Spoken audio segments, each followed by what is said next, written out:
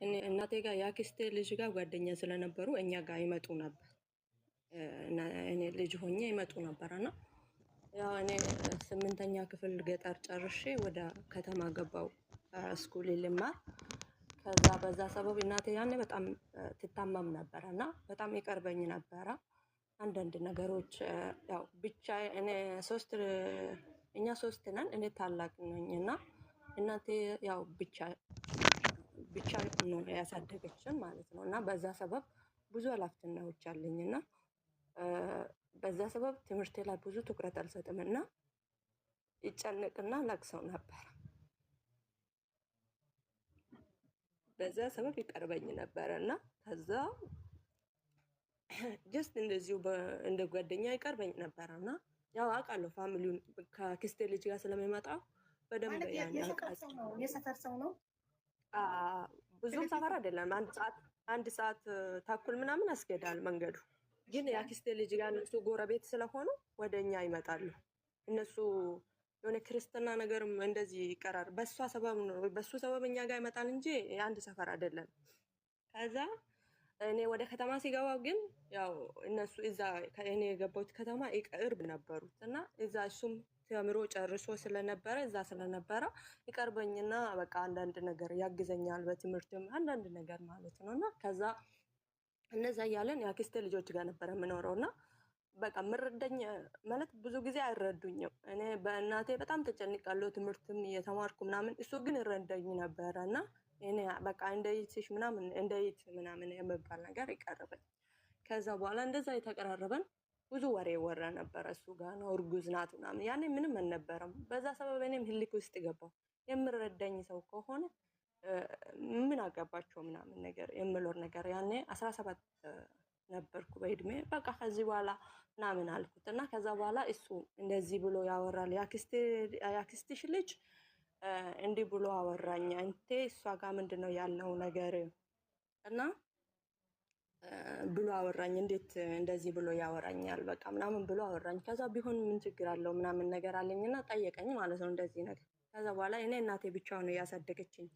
እናቴ ጋር ወረቀት ሽማግሌ ትልከና እኔ እናቴን አንገት ማስደፋት መቼም ነው የማልፈልገው። እኔ ልጅ የነበርኩት ጊዜ ይሰማለሁ እናቴ አታገቢም እንዴ ወንድ ልጅ አትወልጂም እንዴ?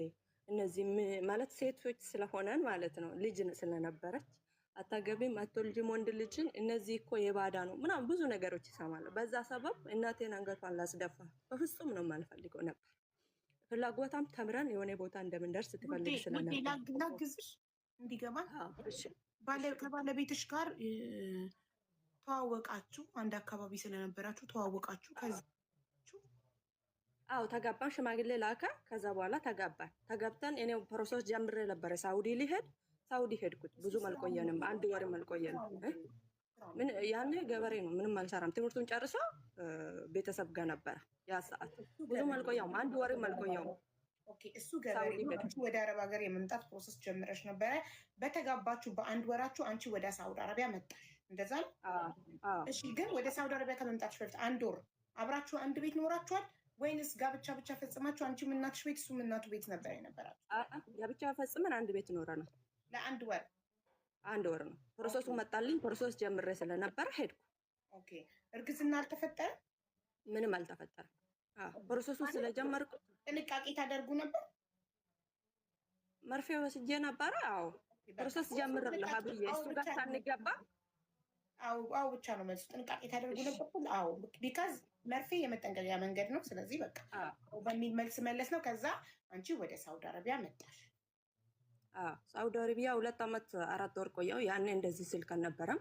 የዛሬ 13 ዓመት ጊዜ እንደዚህ ስልክ አልነበረም እና በደሞዝ ሲቀበል በ3 ወር አንዴ ነው እናቴ ጋር ነበር የምደውለው እና ብርም እናቴ ጋር ነው የምልከው። እናቴ ጋር ልክ ነበረ። ከዛ በኋላ 2 ዓመት 4 ወሬን ጨርሼ ልጆች ያሳድግ ነበረ።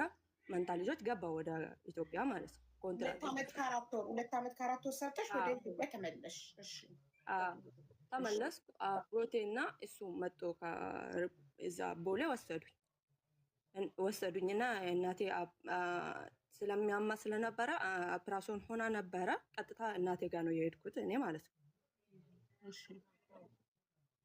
እናቴ ጋር ሄድኩት። እናቴ ጋር 1 ወር ተቀመጥኩት። በዛ መሀል ለካ እናቴ ጋር እነሱ ብዙ ችግር ተፈጥሯል፣ ተጣልቷል ምናምን እኔ አላቅም ነበር። ከዛ እኔ በቃ እንደ በፊት ትቼ እንደሄድኩ መስሎኛል። ለካ ግጭት አለ። እናቴ ብር እንዴት አላከች ምናምን የሚባለው ነገር አላውቀውም ስለነበረ እኔ እናቴ ጋር ገባሁ። 1 ወር ባለቤትሽ ቅር ብሎታል። 2 ዓመት ከ4 ወር በሙሉ እናትሽ ጋር ስትልኪ ስለነበር እሱ ጋር አትልኪም ስለነበረ ቅሬታ ተሰምቶታል። እሺ እሺ። ይሄን ሁሉ እኔ አላውቀውም ነበረ እና እናቴ ጋር ነበርኩ 1 ወር ኦፐራሲዮን ሆና ስለነበረች ምናምን እኔ ለካ እነሱ ተኮራርፏል አወሩ ምናምን እኔ አላውቀውም። ከዛ አንድ ቀን እናቴ ምን ትላለች የአክስቴ ልጅ እኛ ጋር ነበረች። አሁንም እሱ ጋር ያወራች ነው እሷ። እኔ በሬን ይመልሱልኝ አለች እናቴ ማለት። ከዛ እኔ አልገባኝ። እናትሽ በሬ ሰታ ነበር ለነሱ? እኔ አላውቅም ነበረ መጀመሪያ ግን እንደዛ አለች። ደነገጥኩትና ምንድን ነው ስለው እንደዚህ እናቴ ገበሬ ነበረችና ብዙ ከብቶች ነበሩንና ይጣሉ ነበረ። ሲጣሉ ያኔ ለካ እሱ እነሱ ጋር ነበረና ይሄን ይዛ ሂድና እናንተ ጋር ይሁንልኝ ፕሊስ ምናምን ብላ ትለምናለች እናቴው ማለት ነው። እሺ ብሎ ለካ ይዞ ይሄዳልና ይሸጣል። ያንን እኔ አላውቀውም ነበር እስከዛ። ቆይ እናትሽ በሬው እንዲቀመጥላት ነው ወይስ ስጦታ ነው የሰጠችው? ነው ስጦታ አይደለም። ይጣላሉ፣ ብዙ ስለነበሩ ይጣላሉ። እናቴ ብቻዋን ናት ገበሬ ቀጥራ ምናምን ስለሆነ የኔ ውድ በቃ ይቀመጥልኝ ነው። በሬዎቹ ሲጣሉ ይቀመጥልኝ እኮ እኔ አሁን ስጦታ ነው ወይንስ ይቀመጥልኝ ነው? ይቀመጥልኝ ነው ትያለሽ ባጭሩ? ይቀመጥ ብቻ ነው። እሺ። ስለዚህ በሬው እንዲቀመጥላት ነበር የፈለገችው እናትሽ እነሱ ጋር። እሱ ግን ሳያስፈቅድ ሸጠው። እና እኔ ይሄን አላውቀውም ነበር እንደዛ።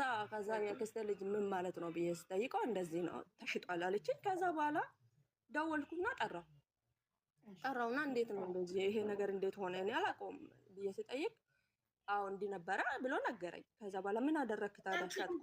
2 ዓመት ከ4 ወር ሳውዲ ቆይተሽ ኢትዮጵያ ስትገቢ ቀጥታ እናትሽ ቤት እንዴት ገባሽ? ባልሽ አይናፍቅሽም? 2 ዓመት ከ4 ወር ያላየሽው እናቴ አቡዬ እንዴት መሰለሽ እናቴ እኔ ብዙ ኃላፊነት አለኝ። እናቴ ብዙ ነገር የተባለች ነው እኛን ያሳደገችው። ኦፕራሲዮን ሆና ገና አዲስ ነበረች፣ ማንም የላትም። ይመጣል እኮ እኛ ጋር እሱ እኮ እና አጎቴና የእናቴ ወንድምና እሱ እኮ ነበር ከቦሌ የተቀበሉኝ። ሄድኩ እኮ እናቴ ጋር አብሮኝ ነበረ እኮ እሱ ገጠር። እና አንቺ ብር ስለማትልኪ ስለነበረ አንቺ ሳውዲ 2 ዓመት ከ4 ወር ስትሰሪ ለእናትሽ ስለነበረ የምትልኪው ባለቤትሽ ቅሬታ ስለተሰማው አንቺ እናትሽ ከብቴን ይመልስልኝ ስትል ምንድን ነው ብለሽ ደውለሽ ጠርተሽው ከዛ ምን አለ? ከዛ ሸጥኳል። አዎ ሰጣችን፣ ሸጥኳል። ለምን ሸጥክ ስለው እሷ ወደ እሷ አትመለስም ምናምን ያሉኝ ያናደዱኝ፣ ሸጥኩት አለ። ከዛ በኋላ የሸጥከው ብር ምን አደረግክ ስለው ሌላ ብር ጨምሬ ሌላ በሬ ገዛው አለ። ያኛን በሬ እኔን ከፈለክ ያኛን በሬ ለእናቴ ትሰጣና እንደዛው እንደገዛ ትሰጠውና እኔ እናንተ አብረን እንቀጥላለን። ካልፈለግከው ግን ችግር የለም ለእናቴ እኔ በሬውን ይመልስለታለሁ። እኔ እናንተ ምንም ያገናኘን ነገር የለም፣ በዚሁ እንጨርሳለን አልኩት። ከዛ በኋላ አመጣለሁ ያኛውን በሬ ሰጣታለሁ አለ። እሺ። ከዛ ቀጠሮ የያዘን ቀን አልመጣም። እንደዚህ ቆይቶ እንደ ዛሬ ነበር የሚመጣ፣ እንደ ነገ ግን በሬውን ይዞ መጣ። እሺ። እንደገና ሽማግሌ አመጣ፣ እናቴን ይቅርታ ጠየቀ። ከዛ በኋላ ኦኬ አልኩትና እኔ እናቴን ይቅርታ ጠየቀ፣ ታረቁ፣ አብሮን ቀጠለን ማለት ወር እናቴ ጋር ወር ቆይቼ ከዛ በኋላ ከእናቴ የሚያስፈልገውን ነገር ወስጄ ከተማ ቤት ነበራቸው እሱ ቤተሰብ ማለት ነው። ከዛ አንዳንድ ነገር የሚያስፈልገው ነገር ቤት ውስጥ ያው ሰርግ ያኔ ትሄዳለች ስለተባለ ምንም ስላልተደረገልኝ የሚያስፈልገው ነገር አልጋ፣ ቡፌ፣ ሁሉ ነገር ቤት ሞልቼ አንድ ላይ መኖር ጀመረንና በአመቱ ያረገዝኩትና የመጀመሪያ ልጅ አንቺ አማልተሽ ማለት ነው። ከአረብ ሀገር ይዘሽ በመጣሽው ብር የቤት ሞላሽና ትዳር ጀመራችሁ። ከዛ አረገዝሽ። ከዛ በኋላ በባንክ በእናቴ ያስገባለሁ ነበረ፣ ግን ከባንክም አይደለም ብር አወጣሁት፣ በእጄ ይዤ ሄድኩት ነበረ። በሱ ብር ነበር የገዛሁት ማለት ነው። ከዛ በኋላ የሚያስፈልገውን ነገር ሞልቼ አንድ ላይ መኖር ጀመረ። አንድና ስንሆን በአመቱ ምንም ነገር ግጭትም አልነበረም፣ ሰላም ነበረን። በቃ የሚያስፈልገውን ማለት ሱቅም ከፈትኩ። ከዛ በኋላ እንሰራለን፣ እሱም ገጠር የሄደ ይሰራል። ምንም ነገር እኔና እሱ መሀል ምንም ችግር አልፈጠረም። ከዛ በኋላ በሰላም የኖርኩ፣ እናቴም ደስተኛ ነበረች። ከዛ በኋላ 1 ዓመት በኋላ ልጄን አርግዤ ከወለድኩ በኋላ እናተዋ እኛ ጋር ነበረችና ይሄን ልጅ ለእከሌ ትሰጣላችሁ ትላለች። የእነሱ ጎረቤት ነው፣ ከተማ የእነሱ ጎረቤት ነው። ሰውዬ ባለጸጋ ነው፣ ሀብታም። ከዛ በኋላ እኔ ቶሎ ብዬ ኧረ በፍጹም እኔ እንደዛ አላደርጉም። ሀብታም ልጄ ስለሰጠው ልጄን ያሳድጋል እንደ ልጄ የማሳድገው እኔ ነኝ እና እኔ በደረጃ ነው መኖር የምፈልገው መቼም ቢሆን። የእሱ ወንድም አለ አንድ የሚወደው አለና እሱ ያነሳል ክርስትና፣ ካልሆነ ደግሞ ቤተ ክርስቲያን ሂጄ እሰጣለሁ። እኔ ችግር የለብኝ ማለት በዛ ሰበብ ለካ ቅር ብሏል። እሱ ምንም አላለም። እሷ ለካ እናቷን በጣም ቅር ብሏታል ያ ነገር ማለት ነው። እንዴት አልሆነም? አንድ ነገር ምንድነው መሰለኝ እሷ ያለችው ነገር ነው ቤት ውስጥ የሚደረገው ማለት ነው። እኔ ይሄን ነገር አላውቅም። እናቱ አብራችሁ ነው እንዴ የምትኖረው? እኔ ወልጄ መጣ እኛ ጋር 5 ቀን ተቀመጣ ሄደች። አዎ እኔ የምኖርበት ከተማቸው ደግሞ ቅርብ ስለሆነ ትመጣለች፣ በሳምንቱ ትመጣለች። ከዛ በኋላ እንደዛ ልጅ እኔ በፍጹም አልኩት። እሱ ምንም አልተናገረም ያ ሰዓት። ከዛ በኋላ ክርስትና የእነሱ ዘመድ ነው ልጁ። እሱ ክርስትና አናነሳ፣ ያ ሰውዬ አላነሳም። ከዛ በኋላ ቀስ ያለ ብዙ ነገሮች እነሱ ግቢ ነው የምኖረው ብዬሻለሁ፣ እነሱ ቤት ከተማ ማለት ነው። እዛ ውስጥ ወንድሞቹ እህቶቹ ምናምን አሉና አንድ ቀን ከመሬት ተነስታ እህቱ ምን ትላለች? የሆነ በቃ እንዴት ብዬ ልንገርሽ፣ የሆነ ነገር ተናገረች ማለት ይሄን ነገር እንዴት ምንድነው የሚባለው? ያንቺ ለመባል የሆነ እንደዚህ የሚሉት ነገር አለ እና የሆነ ነገር ስትል ዞር ብዬ ምን ማለት ነው ለማን ነው እንደዚህ ያልሹ ምናምን አልኳት። ከዛ በኋላ በቃ ግቢው አልቻለም አለው። ከዛ በኋላ ምንድነው ብዬ የሆነ ከተከራይታ እዛ ውስጥ የምትኖር ልጅ አለች። እሷን ጠይኳት። ስጠይቅ አንቺ ለእናቷ ጓደኛ ይዛለች ብለሻል እንዴ አለች። እኔ አብሮ ነው እንዴ ትምህርት ቤት የሚሄደው? እኔ የሚሆነው ቤት ውስጥ የት ነው የምሄደው ነው የት አግኝቼው ነው ምናምን አልኩት። በጣም ተናድጄ እሷ የምታደርገው ነገር በጣም የሚደብር ስለነበረ ምን አደረኩ መሰለሽ? ልጄን ያስኩትና እናቷ ጋር ቀጥታ መሄድ ፈለኩ። መኪና ይዤ ሲሄድ ስል የሄድኩ ያለው እይቷን አገኘው። አንድ ልጅ አንድ ደግሞ አገብታ የምትኖራለች እና በጣም እየለቀስኩ ነበረ። ምን ሆነሽ ነው አለች። ምን ማለት ፈልጋችሁ ነው እንደዚህ የምታደርገው? ልጅቷ ለምንድን ነው ምን ብዬ ነው እኔ አብረው ነው እንዴት ትምህርት ቤት የምሄደው? እሷ ጓደኛ ማዙን የት ነው ማውቀው ምናምን ነገር አልኳት።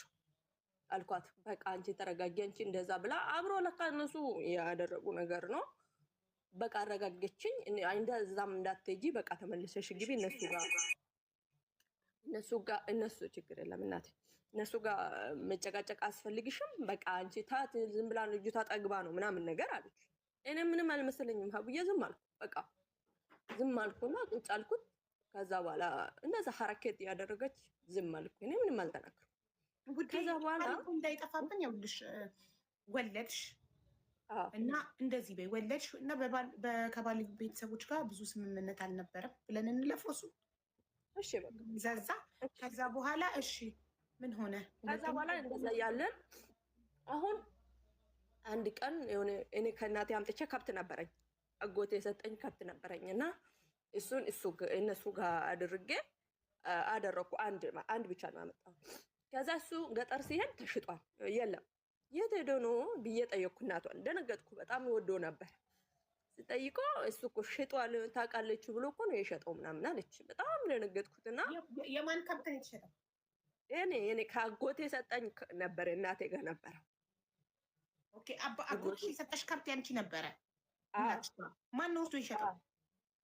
እነሱ ጋር አስቀምጬ ነበረ። የሆነ ፍየል እንዴት ነው በሬ ነገር ነውና ለፍርሻ የእነሱ ቤተሰብ ጋር ቤተሰቦቹ ጋር የእሱ ቤተሰብ ጋር ልጆችን አባት ቤተሰብ ጋር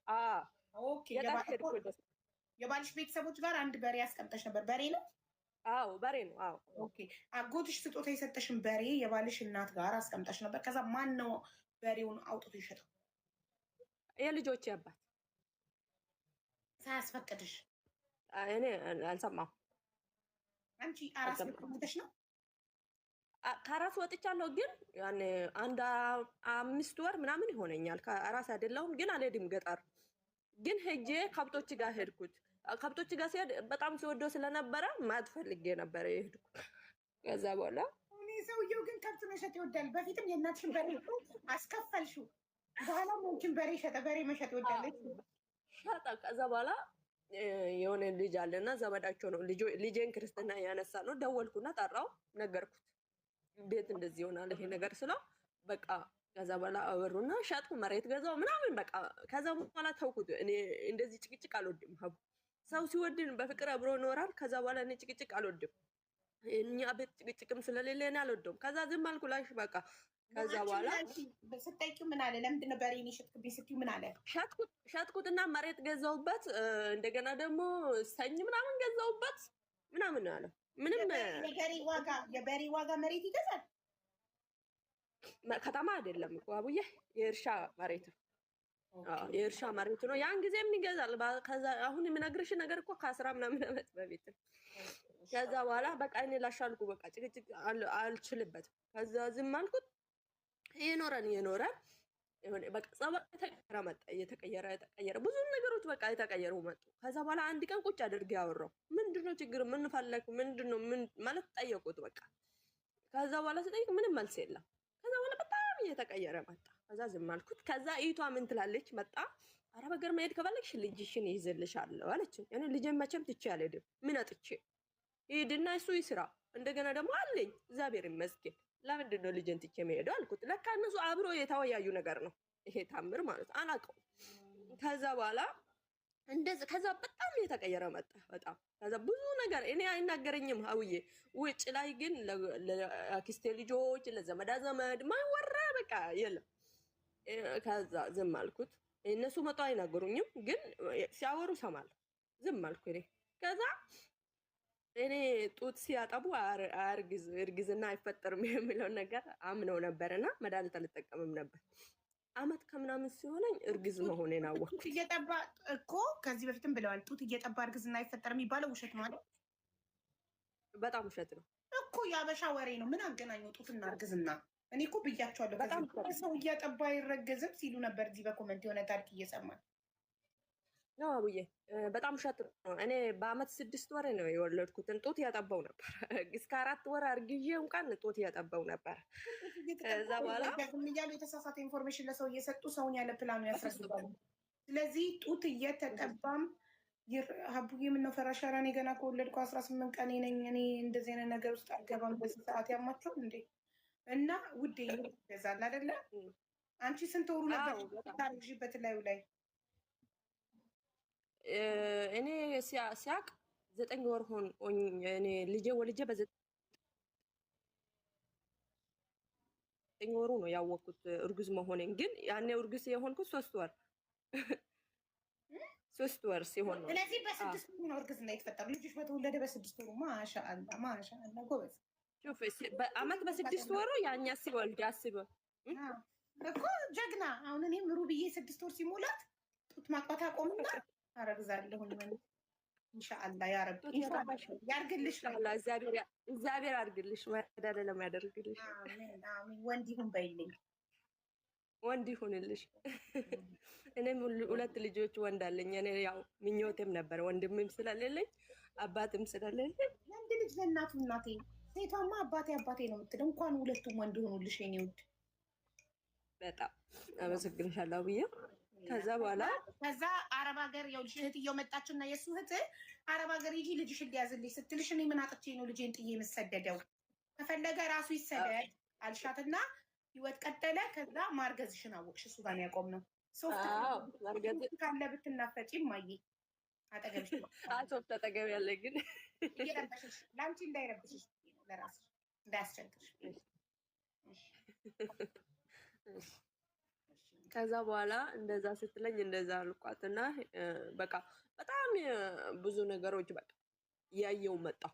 ቤታቸው ውስጥ አንድ ልጅ ተከራይታ ሴት ልጅ ትኖር ነበረና ከዛ በኋላ እሷ ወንድ ልጅ አላቸው እና ትምህርት ጨርሶ ዩኒቨርሲቲ ጨርሶ የመጣ ልጁ ጋር በጣም ፒስ ነበረች እና ቡና ምናምን አበልታ ቅዳሜ ትጠራው ነበረ። ወደዛ ተመለሱት። እኔ ምንም አልመሰለኝም። እኔ የሚያየው ልጄን ማሳደግ ብቻ ነው። ከነሱ ምንም የምፈልገው ነገር አልነበረ። ከዛ በኋላ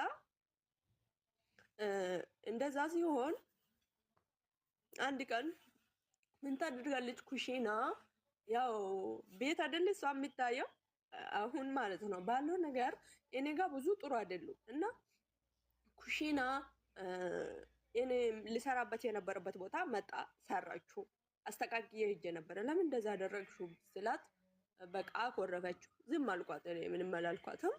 ከዛ በኋላ እናቷ ቅዳሜ ቀን መጣች። እናንተ እዚህ ግቢ ሰውነት አታስቀምጡም አለች። ገና እንደመጣች ነገረቻትና ማለት ነው እነ ሰውነት አታስቀምጡም እናንተ እዚህ ግቢ ምናምን ምናምን በቃ አቃወጠችው። እሱና እኔ ያው እንደነገርኩሽ ነው። በጣም የተቀየረ ነው። በጣም ብዙ ነገር እኔ እና እሱ መሀል ማለት ለምን ወጣ አልሰራችም ነው። ለምን አረቄ አታወጣም ነው። እንደዚህ ብሎ ነው የማወራው ለማንም ሰው። አረቄ ታወጣ ይላል እንዲህ ታደርጎ በቃ አረቄ ታወጣ ነው። ይቱ አረቄ አወጥታ ለባሏ ጋሪ ገዛች። እሷም አረቄ ታወጣ ነው። እኔ ልጄ ነው የማሳድገው። አረቄ ያወጣው አላሳደገችም እናቴ። አረቄ አውጥቼም አላውቀውም ሲጀምር። ከዛ በኋላ በዛ ሰበብ እኔ እና እሱ እኔን አይናገረኝም። ሀብዬ ግን ስለሰው ባይወራ ጉድ የለም። በቃ እንዲህ አደርጋ እምቢ አለች ተኝታ ነው የምትውለው ምናምን በቃ ከዛ በኋላ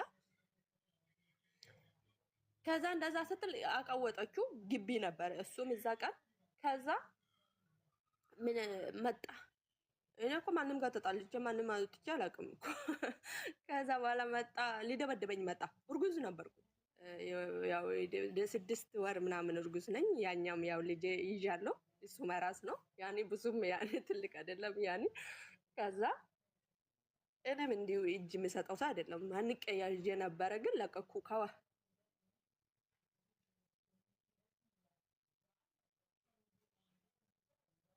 ከኋላ ያስኩት የኔም። ከዛ ከኋላ ነበሩት እናቱ ምናምን ታው ምናምን ነገር። ከዛ በኋላ ለቀኩና ዝም አልኩት። በቃ በዛው ዝም አልኩ። እኔ እርግዝና ይቀጠለ። ከዛ በኋላ ያም እኔም በሬ ሽጦ መሬት ቤቀላ ምናምን ዘርቷል። ወደ 10 ኩንታል ምናምን ሆኗል። እሱ ሽጦ ያለውን ነገር ሽጦ የሆነ ከተማ ለኛ ጋር እዛ ሄዶ ስራ ልጀምር ነው። እና ሁሉ ወልድ ደርሻለሁ። እዛ ሰማለሁ። እኔ ምንም አልናገርም። ይሄንንም አምጣልኝ አይደለም እናቴ ጋር ሄዳለሁ። ጤፍ አመጣለሁ። ፈለኩትን ነገር እኔ ልጄ እዛ ቤት የሚኖረው ለልጄ ምን ሸጠን እንደሆነ አላውቅም። ከዛ ቤት ይዤ እናቴ ጋር ራሱ ሲሄድ ይታመምብኛል። በጣም ነው የሚታመምብኝ ማለት ልጄን ይዛ ከዚህ ትሄዳለች። ልጄን አሳምማ ታመጣለች። ልጄን ልታስገድል ነው፣ ልጄን ልትገድል ነው ይለኛል። ስለዛ እኔ በቃ ልጄን ያሳደኩ ነው። ትኩረቴ ልጄ ጋር ነው። እኔ ልጄን እግዚአብሔር ስለሚወደኝ ነው የሰጠኝ ብዬ ዝም ብያለሁ። ከዛ ያለው ሽጦ ምናምን እኔ ልወልድ እኮ ደርሻለሁ። የት ይሄዳል? እዛ ከተማ ይሄዳል። ከዛ በኋላ እኔ ልጄንንም በቃ ምንም 50 ብርና አንድ ብንድ ልብስ ከሳውዲ ይዤ ገባው። አቡዬ ምንም ነገር የራሴ ልብስ ራሱ ምንም ይዤ አልወጣሁ። እዛ ቤት ያለው ዕቃም ሙሉ የኔ ነው፣ ግን ምንም ነገር ይዤ አልወጣሁ። ናቁጥቼ ወጣሁ። እርጉዝ ነበርኩ። ሊወልድ ደርሻለሁ። ልጄን ይዤ ከዛ 50 ብር ብቻ ምንም አልጠፋም። ይል ነበረ ሽጬ መውሰድ ይችላሉ። ግን ናኩ በቃ አልፈልግም። ምንም ነገር በቃ የሚያስታውሰኝ ነገር ምንም አልፈልገውም። ወጣሁ። እናቴ ጋር ሄድኩ። እናቴ ሊወልድ እንደሄድኩ አጣቀው አልነገርኩም። ምንም ነገር የምታውቀው ጉድ የለም። በቃ ምንም ማንም አያውቅም። ከዛ በኋላ እንደዛ ሲሆን ውጪልኝ ብሎሽ ነው እሱ አባሮሽ ነው ወይስ ራስሽ ነሽ? ሄዷል እኮ አቡዬ ያለው ሽጦ ያለው ነገር ሽጦ ለከብት ያለው ሽጦ ያለውን ይህንም ሁሉም ነገር ሽጦ ቤትማ እኔ ያለው የሚከራይ ቤት አለ እያለ ብዙ ሰው ነግሯል። የሚከራይ ቤት አለ ብሎ ሰው መጥቶ ያንከካ ነበር። ገብቶሻል? ይሄ ማለት ያኔ ውጪ ማለት ከዛ በኋላ ሄድኩ። ለመሸጡ ተመስገን። እንኳንም ራስሽን አተረፍ። ሰውየው ከብቱንም ንብረቱን መሸጥ ይወዳል። እሺ ከዛ ወተሽ እናትሽ ቤት ነው የሄድሽው? አዎ ከብቱን እንደማይሸጡት እናቱ ምናምን ነበረና እነሱ ጋር ሄዶ ያት እኮ ነው የሚሄደው። እኔ የሚኖርበት ከተማ 2 ሰዓት ማይከድ መንገድ እኮ ነው በመኪና። ግን በቃ ውጭ ሀገር እንደሚሄድ ነገር አዲስ ልብስ ተገዝቶ አዲስ ሻንጣ በቃ በጣም ያሳፍራል። እና በቃ እንደዛ ምናምን ቤተሰብ ጋር ሄዶ ቻው ተብሎ ቡና ተገዝቶ ምናምን ነበረ የሄደው ማለት ነው። በጣም ይስቅ ነበረ። እኔ ህፃን ልጅ ይዣለሁ፣ በወደ ልጅ ይዣለሁ። ግን ቤት ውስጥ እየኖርሽ እቃ አንቺ ነሽ ያሟላሽው። ከአረብ ሀገር ከሳውዲ ያመጣሽው ብር ባመጣሽው ብር የቤት እቃ ቁም ሳጥን አልጋ ምን አንቺ ነሽ ያሟላሽው። ታዲያ ራስሽ በገንዘብሽ ያሟላሽውን እቃ አውጥቶ ሲሸጥ ለምን ዝም አልሽ? እቃ አይደለም እኮ አቡዬ፣ እቃ አልሸጠም። ግን እናቴ ጋር የሆነ ጊዜ ሂጄ እዛው ሰሞን እናቴ ጋር ሂጄ አልጋ እና ይሄ በረድስት ኪዳ ምናምን አውጥቶ የሆነ ሰው ቤት አስቀምጧል። እኔ አላየሁም ሲጀመር ሀቡዬ። እኔ በቃ ምንም መስሎም አልታየኝም። እኔ እርጉዝ ነኝ፣ ልጄም አለ። ልጄ በጣም ይታመመኝ ስለነበረ እኔ እዛ ላይ ነው እንጂ ይሄ ቁሳቁስ ነገር ወንድ ልጅ ሆኖ አልጋ ከደበቀ ከኔ አውጥቶ በረድስት ከደበቀ እኔ ምን ያደርግልኛል? ሳህን ከደበቀ ምን ያደርግልኛል? ነገ እገዛለሁ። እኔ ናኩት ሁሉን ነገር። ከዛ በኋላ ምን ተፈጠረ መሰለኝ? ከዛ እናቴ ጋር ሄድኩ። ከዛ በኋላ በጣም የደበረኝ ነገር አልጋን ይዞ ይሄዳል ብዬ መናራ ሲሄድ ይቱና ወንድሙ አብሮ ነበር። ልትወልድ የደረሰች እቺ ልጅ ልትወልድ ደርሳለች። ዛሬ ነገ ትወልዳለች። እንዴት ነው እንዴት አደርጋለሁ ማለት ነበረባቸው ብዬ አስባለሁ። እኔ ቢሆን ቢያንስ ግን እነሱ አብሮ ሄዶ ምናምን ውጭ ሀገር እንደሚሄድ ቻው እንደሚባል ነገር አለ አይደል? በቃ በስንት ዓመት ቆይቶ ምናምን እንደሚመለስ ነገር ነበር አክቱ። እና ከዛ እኔ እናቴ ጋር ሄድኩ። ምንም እናቴ ይሄን ጉድ ምንም አታውቅም። ሄድኩ፣ ወለድኩ።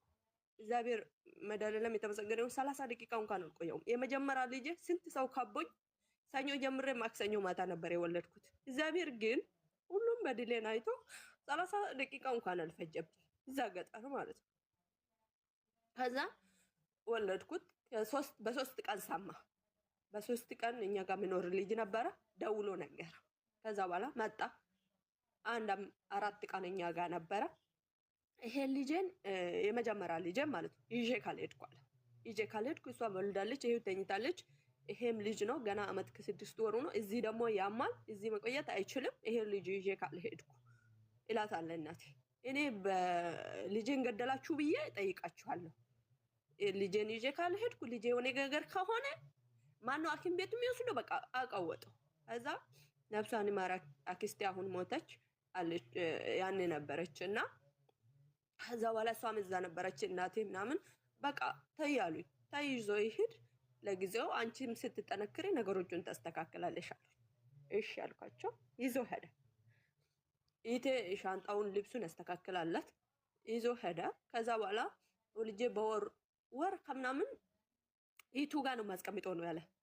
ይቱ አለች እሷ ያቺ ይዛለሁ ያለች ይቱ ከተማም ቅርብ ናት። እሷ ጋር አደርጋለሁ። እዛ የተመላለስኩ አያለሁ፣ የሚያስፈልገውን አደርጋለሁ አለ። ከዛ እንደ ሴት ይለቅስ ነበር። ከዛ ይዞ ሄደ። ከዛ ወር ከምናምን ሄድኳ ልጄ ላይ ሲሄድ ልጄ በጣም ተቆሳስሏል ምናምን። በቃ እኔ ልጅም አይመስለኝም ነበር። እኔ ሳውዲ 2 መንታ ልጅ ያሳድግ ነበር። እግዚአብሔር በሚያውቀው በጣም ነበር ልጄን የሚያሳድገው የነበረው እና ሁሉም ነገር ስለማቅ እዛ አየው። በቃ ልጄ ወደ እኔ ልጠጋ አልፈለገውም። በቃ ሌላ ሰው መሰልኩት መሰለኝ። ወደ እኔ አልጠጋም አለኝ። አመት ወር ከምናምን ነው ያኛን እናቴ ጋር ትቼ ልጄን አይቼ ነው አንቺ ልትወልጂ እናትሽ ቤት ሆነሽ ማለት ነው አይደል? ወልጃለሁ። በ3 ቀኑ ሰብቶ በጣ ብዬሻለሁ። እናቴ ጋርማ ሂጄ በ3 ቀኑ ነው ወለድኩት እኮ። እናትሽ ቤት ሄድሽ፣ በ3 ቀንሽ ወለድሽ። መውለድሽን ሰምቶ መጣ። ከዛ ሲመጣ ትልቁን ልጅ ይዞት ሄደ። ይዤ ካልሄድኩ ስለው ይዞ ሄደ። አዎ። ማን ሊቴክ ኬር ሊያደርገው? ማን ሊንከባከበው?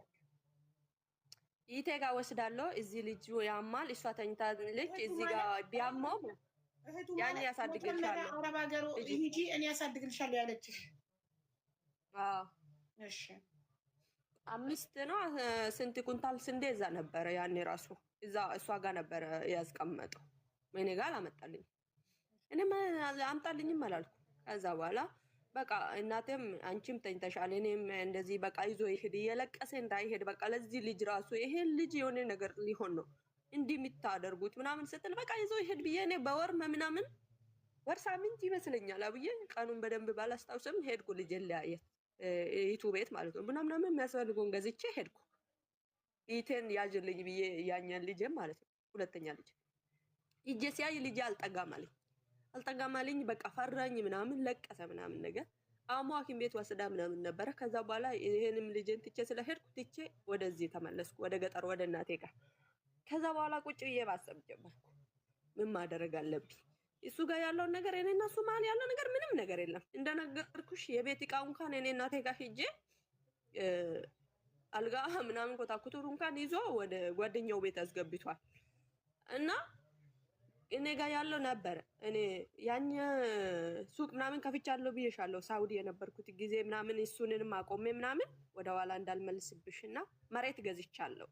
30 ቆርቆሮ አሰርቼበታለሁ ላውላ እዛ አስተካክዬ ልጆችን ይዤ ሊቀመጥ አልኩ። እዛ አሁን ይሄን ቤት አስተካክዬ ቢቀመጥ አስቀመጠኝ። ብዙ ነገር በቃ ማን ማድረግ አለብኝ ማሰብ ጀመርኩ በቃ። ከዛ በኋላ ይሄ ምን አልኳት እኔ አረብ ሀገር ትንሽ ጠነክሬ አረብ ሀገር ብሄድ ልጅን ትይዛለሽ ያኛው እዛ ይቆይና 2 ዓመት ሰርቼ ቢያንስ የሆነ ትንሽ ራስ ላቋቋም ከቻልኩት አዲሱን ልጅ እህትሽ ጋር ታስቀምጪ አሰብሽ? እሺ አዎ እናቴ ጋር ናት ትማር ነበረ። ከዛ አሰብኩ። ከዛ በኋላ 2 ዓመት ቢያንስ ሰርቼ ይሄን መሬት ከተወኝልኝ እንግዲህ እሱ ላይ ሽጬ መሬት ቤት ከገዛው ምንም አልፈልግም። ግን ቤት ክራይ እኔ ይፈራለሁ። ያለኝን ነገር ሸጬ ደግሞ ቤት ክራይ ቢከፈል እነዚህ ልጆች በኋላ በምንድን ነው የማሳድገው? የማን ነው ትኖሩበት የነበረው ቤት? ዕቃ ያሟላሽበት በአረብ ሀገር ብርሽ የማን ነው? የሱ ቤተሰብ የቤተሰቦቹ ነው። ኦኬ እሺ። ከዛ በኋላ ሂጂ እኔ ባይወር ትምህርት አቋርጬ ልጅሽን ይዝልሻለሁ ስትለኝ ትምህርት አትቋረጭም፣ ሰራተኛ ከተገኘ ሰው ፈልገን እንቀጥራለን፣ ካልተገኘም ችግር የለም እግዚአብሔር ያውቃል ምናምን ስላት አዋል እሺ በቃ አለችኝ። ከዛ በመሀል ይሄ ልጄን መጀመሪያ ልጄን የሄድኩ ያ ያለው ምን ይላለው ይሄ ትንሽ እንደሚጠረክርልኝ ማለት ጡት ሳጠባ ስለነበረ ከዛ 6 ወር እናቴ ጋር ተቀመጥኩ። እንደዛ እያልኩ ማለት ነው 6 ወር ተቀመጥኩትና ከዛ በኋላ ፕሮሰስ ጀመርኩ። ሂጄ ፓስፖርቴን ምንድነው ያደረግኩና መጣ ተመለስኩ ማለት ነው። ተመልሼ እንደዛው ፕሮሰስ አሁንም መጀመር ፈራው። ለምን ይሄ ጋም ይሄው ልጆች በቃ ተጨማይድ ከበደኝ። እንደዛ ፓስፖርት አስቀምጬ ወደ አመት ጠጋሁ ማለት ነው። ከዛ በኋላ ፕሮሰስ ጀመርኩ።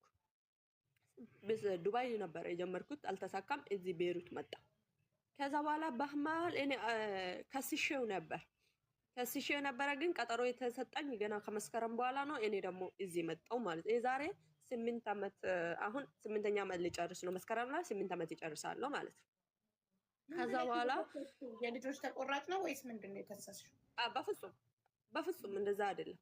እኔ ያው ያለውን ንርበት ጠየቁት። ያለውን ንርበት የጠየቁት ሰበብ እሱ ታስቦልኝ ቤቱን እንደሚታውልኝ መሬት ገዝቼ 30 ቆርቆሮ ሰርቼበታለሁ። ይሄን በኔ ገንዘብ ነው ማንንም ማቃ አይደለም አብዬ እኔ የጠየቁት ሙሉ ቤት ይቃና ሙሉ ንርበቱን እሱ የሸጠውን እንደሸጠ ያውቃሉ። ግን ቤተሰቦቹ ስለሆነ የገዛ እንደማላውቀው ሆኜ ከሰስኩት።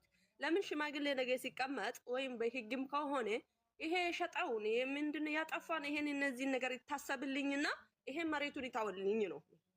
በራሴም ገንዘብ ስለሆነ የገዛሁት ማለት ነው። በዛ ሰበብ እንደዛ መሬቱ በማን ስም ነው የተገዛው? መሬቱ ይጋው ያልነበረም አብዬ። ስለዛ እንደዚሁ ያው አሁን እስካሁን ድረስ አለ መሬቱ ያው እንዲሁ በሁለታችን ነበረ በዛ ሰዓት። ግን ይሄ ሊካዱሽምም እኮ አብዬ ይሄ ጋውጥ ስለሆነ የገዛሽበት ሰዎች ሊካዱሽም ይችላሉ። ግብር የገበርኩበት አይደለም። አዎ ግን የተገዛው በማን ብር ነው የተገዛው? በእኔ ብር ሳውዲ የሰራሁት ብር እኮ። ታዲያ ስትገዢ አንቺ ብሩን ልከሽ እዛ ሆነሽ ብሩን ልከሽ ነው የተገዛው ወይስ ከገባሽ ከገባው አብዬ ሱቅ ከፍቼ ነበረ ብዬሻለሁ አይደል? ሊወልድ ስለው እዚያ ሱቅን ምዘጋውትና ለሰው ለአክስቴ ልጅ ተረከብኩትና ያለኝን ገንዘብ ከባንክ አወጣውና ይሄ ሰውዬ የመሬት የገዛውባቸው ሰዎች በጣም ይቀርባቸው ስለነበረ አይካዱኝም ብዬ ገዛዋቸው። ሱቁን ዘግቼ ወደ ቤት ስመለስ በሁለታችሁም ስም ሆነ በአንቺ ስም ሆነ በሱ ስም ሆነ ስትፈጽሙ እኮ እኩል ሰንጥቆ ነው የሚያካፍላችሁ መንግስት። ገብቶኛል። ግን ሀውዬ እሱ እዚህ ጋር ያጠፋ የሸጠ የወስዶ የሄደ ብር አለ አይደል እንዴ? ከብቶቹን የሸጠ ይሉን ስንት ሺህ ይላል አይደል እንዴ? ይቱ ቤት አለ ስንት ይሄ ነገር ይታሰብልኝና መሬቱን በራሴ ገንዘብ ስለሆነ የተገዛ ወደ እኔ ምንድነው ካለ ብዬ ነው የከሰሱት። ግን ቀጠሮ ምንድነው ሆነና እዚህ ሞልቼ ስለነበረ እኔ ወደዚህ ሀገር መጣው ማለት ነው። መጣው ከዛ በኋላ አወራሁት። እኔ ልጆችን በሰላም ማሳደግ ይፈልጋለሁ። ከቻልክ ያጠፋ ይሄ ሁሉ ያደረግከውም ሁሉ እኔ ምንም ልለው አልፈልግም። ግን ሁሉም ወደ ኋላ ይቅርና ከቻልክ ይህም ትምህርት በደንብ እንደምትማር ልጆቹ ያኛንም ውሰድ፣ ሁለቱን ልጆቹ አንድ ላይ አድርገውና እኔ ሁሉም የሚያስፈልገው ነገር አድርጋለሁ፣ ልጆቼ አንድ ላይ ያድጉልኝ አልኩትና ጠየኩት። እንደዛ ስል እሺ አለኝ። ከዛ በኋላ 19,000 ላኩለት 19,000 ዛሬው አይደለም ሀብዬ፣ የዛሬ አሁን እኔ 9ኛ ዓመቴ ሊገባ ነው። 7 እንደመጣው በወሬ ማለት ነው። አንቺ ቤሩትሽ? አዎ ቤሩት ነኝ ያለሁት። ስንት ዓመትሽ ነው ቤሩት ከመጣሽ? አሁን መስከረም ላይ 8 ዓመቴን እጨርሳለሁ። 8 ዓመት ሙሉ አልሄድሽም? አልሄድኩም። ኦኬ እሺ።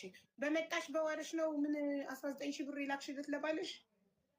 አዎ ምን ስልክ ታች ይገዛበት ልጄን ያኛም እናቴ ጋር ያለውንም ብርድም አንዳንድ ነገርም አይችልም። ከተማ አምጣና ይሄንንም ልጅ እንደዛ ታቆሳክሎ ሰው ልጅ አይመስለውም። ሁለቱም አምጣና ከተማ እኔ የሚያስፈልገውን አደርጋለሁ። ሰው ይፈለግና ይቀጠርና የሚያስፈልገውን አድርገ ልጆች አንድ ላይ ያድጉልኝ በስነ ስርዓት አልኩት። እሺ አለኝ። ልጆቹን ወደ ከተማ አምጥተህ አኑራቸው፣ እኔ የሚያስፈልገውን እልካለሁ አልሽ። እሱ እሺ አለ። ሁለቱ 19,000 ብሩ ታዲያ ምን እንዲያደርግበት ነው? መጀመሪያ ያኔ ልጄ ወደ ገጠር የወሰደ ጊዜ ፍራሽ ወስዶ ነበረ እና ዩቱ ቤት ልጄ ፍራሹ አይመችም የኔ አልጋ ላይ ስለሆነ የሚተኘው እና ፍራሹንም ይገዛና አልጋ አለ ምንም ሁሉ ነገር አለ። ከዛ የቀረውን ደግሞ ስልክ ይገዛበትና ልጆችን እንደፈለኩ እንደማገኛቸው ፎቶም እንደምልክልኝ ነገር እሺ አለኝ። 19,000 ስማርትፎን እንዲገዛና የልጆችን ፎቶ ቪዲዮ ምናምን እንዲልክልሽ 19,000 ብር ላክሽለት። እሺ ከዛ በኋላ እሺ አለኝ። ከዛ አደረከው እንደ ልጄንም እናቴ ነግራ ምናምን እዛም ያለውን ልጅ አንድ ላይ ልታደርግ ነው አይደል? መቼ ነው የምታደርገው ስለው ዛሬ ነገ ያለ። ከዛ በኋላ ነው ቤተሰቦቼ ልጄ እዛም ያለው ልጅ እንዳታመጣ እናቱ ትቀየማለች ብሎኛል፣ እዛው ይቀመጡ ምናምን ነገር አለኝ። ብሩ ከደረሰ በሳምንት እሺ በቃ ዝም አልኩት። ስራዬን ቀጠልኩት፣ ሰራለሁ። ከዛ በኋላ ለሆነ መሬት አለና እሱ መሬት ለምንድን ነው ማታስፈርሰውና ዛፍ ማትዘራው? እሱ እኮ ለአንተ ሳይሆን ለአንተ ብቻ ሳይሆን ልጅህም ሊጠቅም ይችላል። ለእነዚህ ልጆች ምንም አይመስላችሁም እንደ ምናምን ስለው 10,000 ብር ያስፈልገኛል አለኝ። እሺ ከዛ ግማሽ ራስን ከቻልክ ግማሽ ይችላልው ስለው እሺ አለኝ። 5,000 ብር ላኩለት። ቤተሰቦች ያውቃሉ 19ኙን እናቴ ማንም አያውቅም። 5,000 ይሄ 5,000 እናቴ ታውቃው ነበር። መሬቱን አስፈረስክ እንደ መቼ ነው የምትዘራው ዛፉ ምናምን ብዬ ጠይቅ ስለነበረ ነገ ዛሬ ያለ በዛው በቃ ቀራ እሱም ነገር ማለት ነው። እሺ ዝም አልኩት። ስራዬን እሰራለሁ። ልጆቼን በቃ ይጠይቃለሁ። ስልክ ገዝቷል። እናቴም ጋር የሄደ ያኛም ጠይቆ ፎቶ ልክልኛል እና ዩቱም ጋር ያለው ምናምን ይልክልኛል። እዛ በኋላ እኔ ልብስም ይገዛላችኋለሁ የሚያስፈልገውን ነገር ከታመሙ የሚያስፈልገውን ነገር ይልካለሁ። ከዛ በኋላ የሆነ ጊዜ ላይ ቆየና ምን አለኝ መሰለሽ 6,000 ብር ስጭኝና ቤተሰቦቼ በሬ ለብቻ አንግዛ አሉኝ አለ። እሺ ችግር የለም ብዬ አሁን ራሴን አቋቋም ያኛን ይዞ ያን እርጉዝ የነበርኩ ጊዜ አብዬ ሽጦ ብሩንም ካፕቱንም ይሉንም ሽጦ የሄደ ብሩን ጨርሶ እዛው ከተማ ጨርሶ ተመልሷል። ከዛ በኋላ አሁን ራሴን ተቋቋም ራሱን አየ መስሎኝ ነበረ። ሄዶ እስከ መጨረሻ ጥግ ድረስ ራሱን አየ መስሎኝ ነበረ አብዬ። ከዛ በኋላ 23,000 ብር አስገባውለት።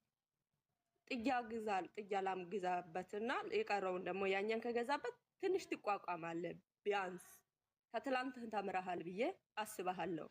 እኔ እስከዛሬ ድረስ አንተ ምን ብለኝ ነበረ መሰለሽ አብዬ ሳውዲ ሄዳ ስልክም ለሌላ ትደውልን ብር መትልክልኝ ሚስቴ ሆና ሄዶ ብሎ ይዋቅሰኝ ነበረ እና 700 ዶላር ነው 20 ምናምን ሺህ ላኩለት አብዬ። በደንብ መጀመሪያ 19,000 ከዛ 10,000 ከዛ 23,000 5,000 ነው አብዬ። 5,000 ራሱ ይችላል። ኦኬ 5,000 ከዛ 23,000 እሺ ከዛስ ከዛ በኋላ ያላም ገዛ እንደ ብዬ ጠይቃለሁ። አልገዛሁም። አልገዛውም። በቃ ከዚህ በኋላ እኔና አንተ ጨርሰናል። ከዛ በፊት ልጆችን አንድ ላይ ሰብስብና ያድጉ ስለው አላደረከም። ይሄንንም ዛፍም ስለው አላደረከውም። እኔ ከዚህ በፊት ያጠፋው ነገር ካለ ምናልባት እንትን እንደምትለው ሳውዲ ሂጄ ያው ባልና ሚስት ስለነበረ ቢያንስ ምንም ስላላደረኩልክ ቢያንስ የጠፋ ነገር ከሆነ እውነት አንተ እንደምትለው ከሆነ ብዬ ነው ይሄ ብሎ ስለማወራው ማለት ነው። ሁሌ ለሰው እንደዛ ስለማይ እና ስለዛ ብዬ ነው። ከዚህ በኋላ እኔ ግን ብር የለኝም ልጆችን ላሳድግበት አልኩት። እሺ ከዛ በኋላ ዝም አለኝ። ተዘጋጋን። ቆየን በጣም ቆየን። ከዛ በኋላ የሆነ ልጅ ላከብኝና እኔ አገባለሁ ብር ካላከችልኝ አለ። ከዛ በኋላ ብሎክ አድርጌ ነበረ። ከፈትኩትና አንድ አይደለም 10 አገባ ለእኔ ካልክ አንድ አይደለም 10 ሴት አገባ። ምን አገባኝ እኔ ለብር ነው እንደ አንተ የሚገዛው ተሻለ እንደምትሻልና ራስህን አወክም ብዬ ነው እኔ ያኔ ጥፋት አጠፋ ምናልባት ካጠፋው እልና እንዳጸጸተኝ ብዬ ነው እንጂ አንተን ለብር ልገዛ አይደለም 10 አገባ አልኩት። ከዛ በኋላ ብዙ አልቆየንም አቡዬ አገባ ሰርግ ደግሶ ምናምን ነገር ብዙ አልቆየን። ከዛ በኋላ ምንም አልመሰለኝም። እኔ ምን አገባኝ 19,523 ብቻ ነው። ከዛ በኋላ ብር አላክሽለት? ኧረ አላኩም አቡዬ። እኔ ይሄንንም የላኩት ሰበብ አለኝ። አገባ ላይ ነን አገባ። ከዛ በኋላ አገባ። ከዛ እኔ ምንም እኔ እሱ ጋር በቃ ብሎክ አደረኩ ወረድ።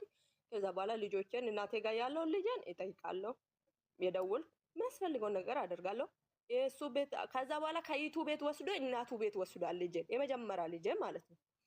እዛ ደግሞ ሰው ሊክና ልብስ ከተማ አምጡና ልብስ ይገዙለታል። በአመት 2 ልብስ ያስገዛቸዋለሁ። የሚያስፈልገውን ነገር በቃ አደርጋለሁ ለልጄ ማለት ነው። አደራ ንገሩኝ የሚያስፈልገው ነገር ካለ ብዬ በእነሱ ቤተሰብ አይደለም ክርስትና ያነሳ ልጅ አለ በሱ አደርግላቸዋለሁ ማለት ነው። የሚያስፈልገው የቤተሰቦቹ ጋር ከይቱ ቤት ወስዶ እናቱ ቤት ወስዷል ማለት ነው። እዛ አመጣሉ። ከዛ እናቱ ምንድነው አትፈልግም። እኔ የሚያውቀው ሰው ልጄን እንደሚያይ ምንም እንደማደርግ አትፈልገው። ግን አማራጭ ስለሌላት ሰው ሲሄድ ልጁ ፈልገን ነው ስሏት እምቢ አትለው። ከዛ እንደዛ ነበረ የነበረው እንደዛ ነበረ። ልጁ በጣም ተጎድቷል፣ ተቆሳቁሏል ምናምን ብሎ ይነግሩኛል። እግዚአብሔር አቃል ብዬ እኔም ያው ስራ እየሰራው የኖርኩ ነበር። ከዛ በኋላ እንደዛ የኖርኩ አሁን ስንት አመት አሁን ነው በቃ የዛሬ አመት ማለት ነው። አሁን የዛሬ አመት እግዚአብሔር ይመስገን እኔ ዛሬ 5 አመት በፊት ነበር ቤት አስገባታለሁ። ተጻፍና አስገባታለሁ ይለች ሞዴሬተሮች እሙ ብሩክ ከጻፈች አስገባት። እሺ ችግር ላይ ናት፣ የገንዘብ አይደለም። እሺ ጠብቂ። እኔ እዚህ ሀገር እንደመጣሁ በ3 አመቴ ቤት ገዝቼ ነበር እዛው ከተማ ማለት ነው። ቤት ገዛው በእናቴ ስም። እሺ ከዛ በኋላ ቤት ገዝቼ ባለቤትሽ በጋብቻ ላይ ጋብቻ አይሆንበትም። አንቺ እና እሱ 80 የላችሁም? ዝም ብሎ ሽማግሌ ነው በቤት ውስጥ ነው። 80 አለን አቡዬ። እኔ ዛሬ ከገባው መከሰስ ይችላል።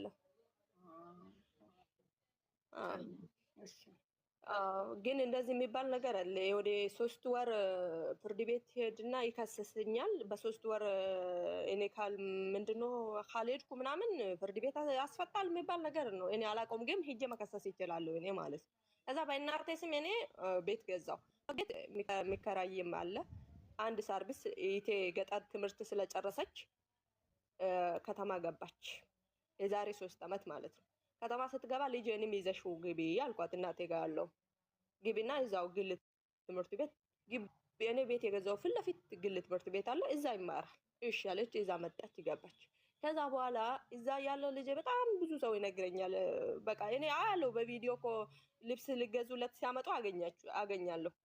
እና በቃ ፊቱ ማዳት አውጥቶ ምናምን በቃ ጥሩና አይደለም። ከዛ በኋላ ታላቅ ወንድሙ ጋር ደወልኩትና እግዚአብሔር ይመስገን እኔ አሁን ራሴን ችያለሁ ልጄን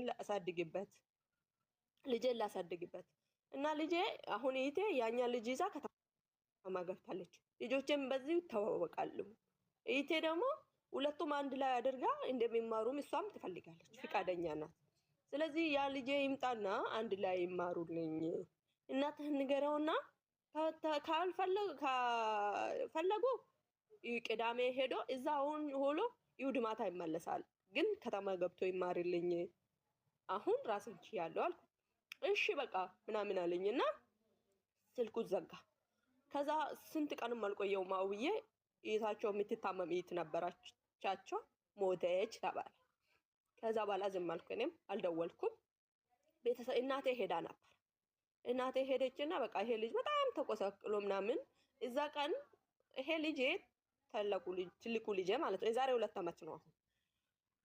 ትልቁ ልጄ ከብት ምናምን እንደዚህ ሰብስቦ ወደ ግቢው አመጣል መሰለኝ። ለምን አመጣ ምናምን በጣም መመጫጭቆ ተቆጡ አሉ። ሁሉም ናቸው የተቆጡት አሉ።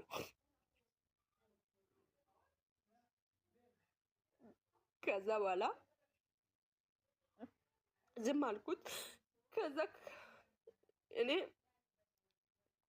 ልጄ ምግብ ብቻ ነው ማልገዛለት፣ ሌላ ነገር ሁሉ ነገር ማደርግለት እኔ ነኝ። ምግብ ብቻ አልከፍልላችሁም።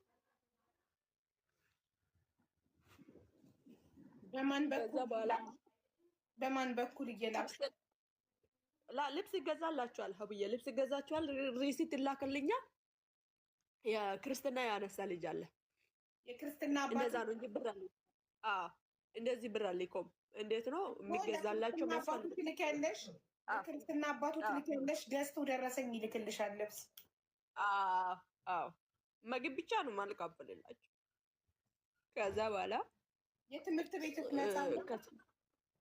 ነፃ ነው። ገጠር ስለነበረ ነፃ ነው ትምህርት ቤት። ደብተር ምናምን ብቻ ነው ይገዛለት። ከዛ በኋላ እንደዛ ሆነ። እዛ ግን እንዲህ ተቆጡ ምናምን አሉ። እናቴም ልጁን አየኝ ማት አችልም። ሌላ ጊዜ ያው ተኮራርፎም ስለነበረ በቃ በጣም ተቆጥፈቅሎ የሰው ልጅ አይመስልም።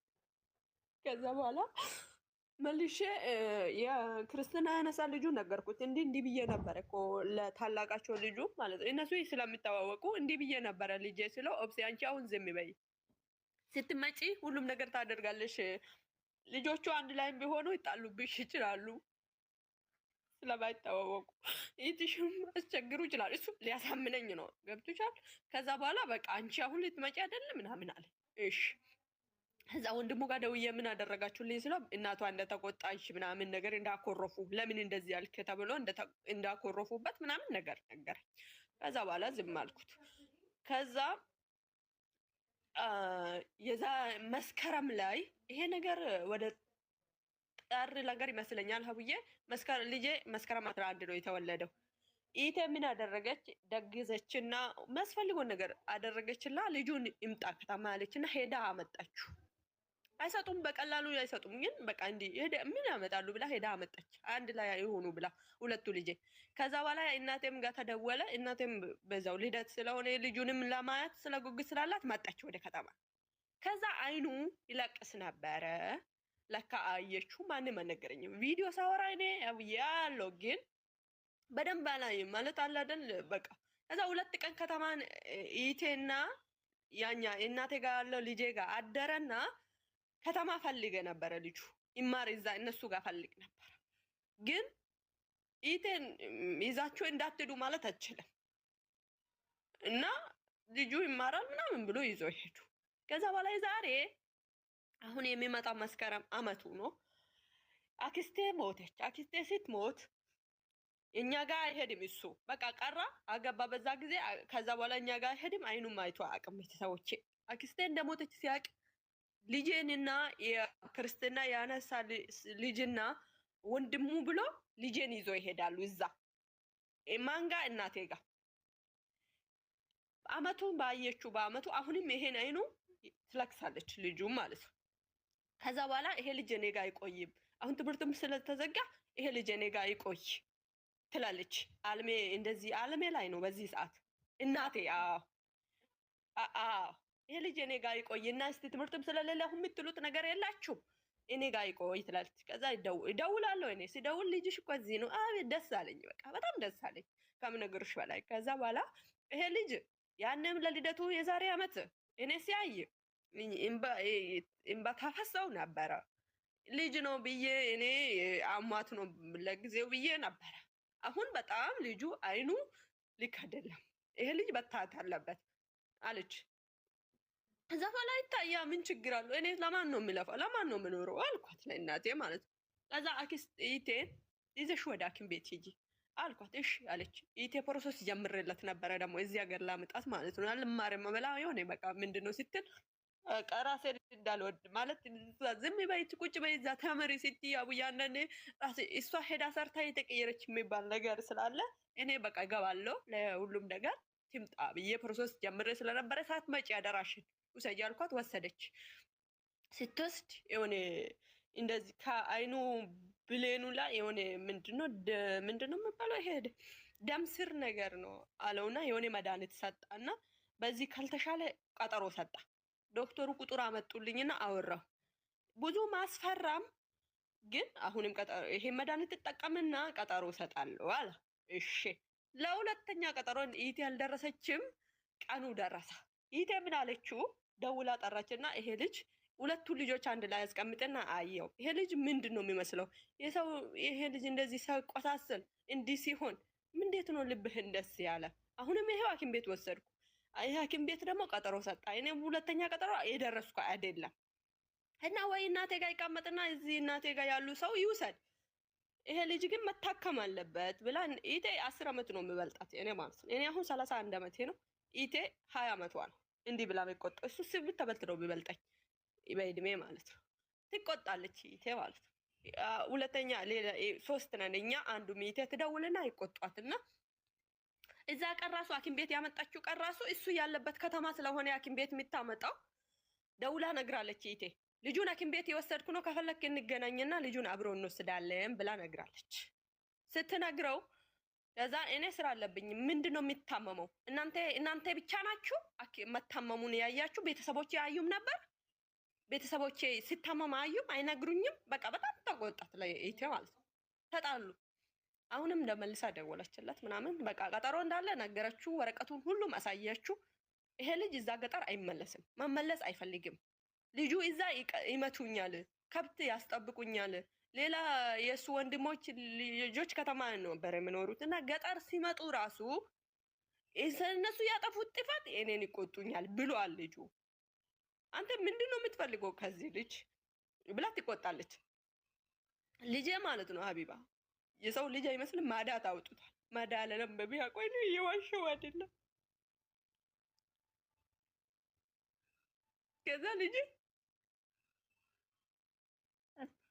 እናቴ ጋር መሆኑ በጣም ደስ አለው። ልጅ ተጫውተው አቅም እንደ ልጅ ጌታ ምስክሬን እንደ ልጅ ተጫውተው አቅም እዛ አስጫውቱም አሪፍ አይወዱ እንደ ትልቅ ሰው ነው። ልጅ እንደ ልጅ አጫወትም ጌታም በሚያውቀው ኢቴ ልጆች አሉ። ልጄ ያኛ አለ አብረው ሊጫወቱ ሲፈልጉ እሱ አይጫወትም። በቃ ጫወታ አያውቅም ልጁ። መድኃኒዓለም አያውቁም በፍጹም ማለት ነው።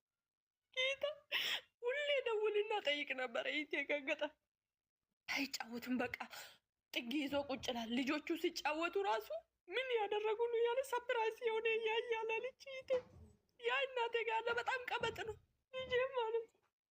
ያኛ በጣም ቀበጥ ነው። በጣም ከሚነግርሽ በላይ እናት እንጫወታለን ስሉ ልጅ አይጫወትም አለች። ጥግ ይዞ ይቆማል ይሄ ልጅ አለች።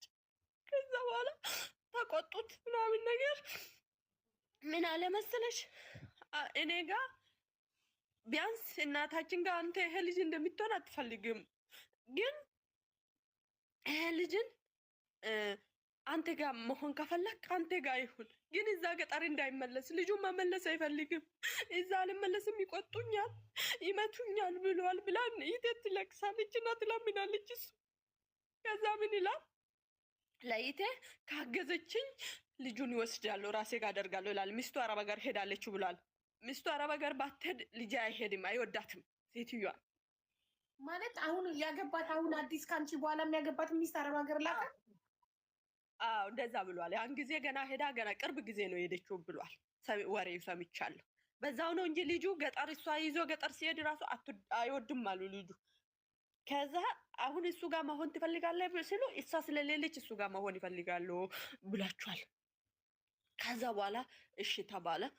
ከዛ ካገዘችኝ እኔ ጋር አድርጋለሁ እላታል። ከዛ በኋላ ብሎክ ምንፍቺና እስቲ አውሪው አንቺ እንዲህ ብሎ ማለት ገንዘብ ከላከችልኝ ልጁን እኔ ጋር አደርጋለሁ ካላት እዛው እናትና እህቱ ጋር ሊያደርገው። አዎ እናቱ ቤት ማለት ከብት ልጅሽ እንደ ትልቅ ሰው ይጠብቃል። የጉልበት ብዝበዛ ይደረግበታል። ከኩዮቹ እኩል ጨዋታ አያውቅም። እናንተ ቤት ሲመጣ እኩዮቹ ሲጫወቱ ቆሞ ያያቸዋል። ጨዋታ እንደሆነ አያውቅም።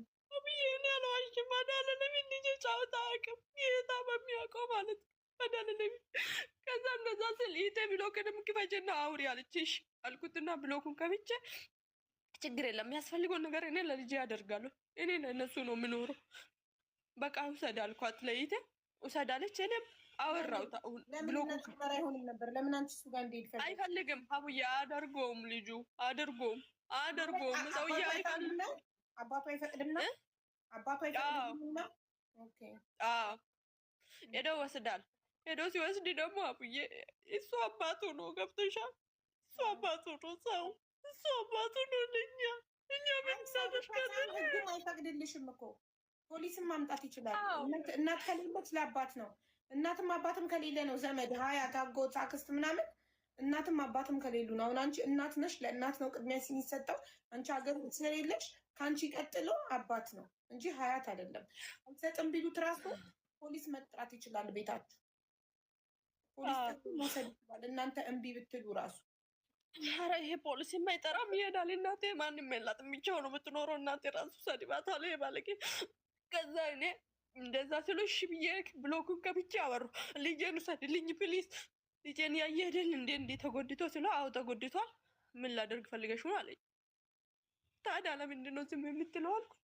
ከዛ በኋላ እኔ አቡዬ አሁን እዚህ ከአንቺ ጋር የለቀስኩ እንደማወራ አይደለም፣ ሲሪየስ ሆኜ ነው ማወራው። እምባይን እንደሚያይ መቼም ነው የማልፈልገው።